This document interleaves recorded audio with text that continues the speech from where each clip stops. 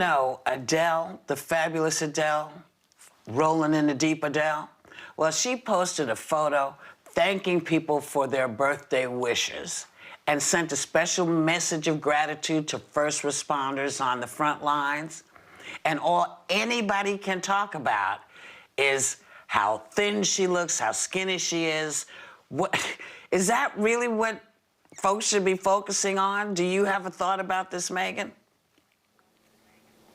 Look, I love Adele. I think we all love Adele. And her weight loss journey has been something that's been very well documented in the media. And I think as someone myself who, my weight is always fluctuating up and down.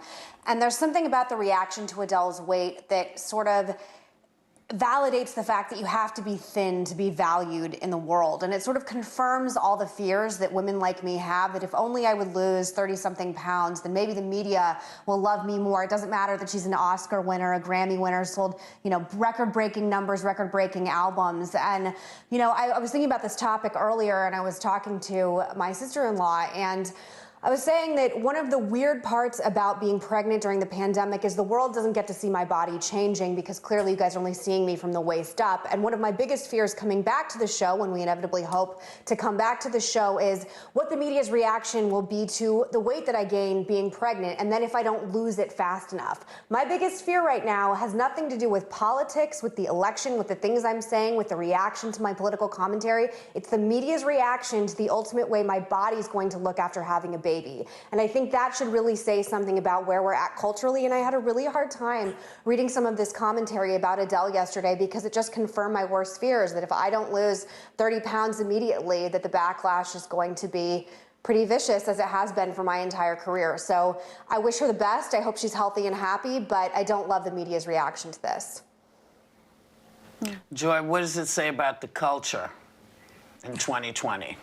This insanity. I don't think this is, and this is nothing new, Whoopi. I mean, this has been, has been with us since probably Adam and Eve, and I was thinking, it's a woman's thing, mostly, isn't it? It seems to be women that they go after mostly. I mean, no matter how talented or brilliant they are, I mean, nobody's more talented than Adele. I mean, you and I remember Barbra Streisand. That girl sang like the angels, and all they talked about was her nose and her eyes and how she looked. Yeah. I mean, they tortured that girl for 50 years. And nobody said anything about Frank Sinatra's toupee, if you recall. And he was also brilliantly talented, of course, but it was not about his looks. It's women who are doing it to other women. And it really has to stop. It's quite tedious, frankly. I'm sick of the whole thing. It's tedious. Right. So, Sonny, do you have a quick thing, or did you say something already? No, I just, I feel the same way. It's just, it's time for it to be over. I love Adele, and, I thought she looked great before. I think it is such a drastic change that I think everyone has noticed it, but she's so beautiful and so talented. It's a shame that she's scrutinized so much. Yeah, I would just caution everybody, look in the mirror before you say a word about anybody else.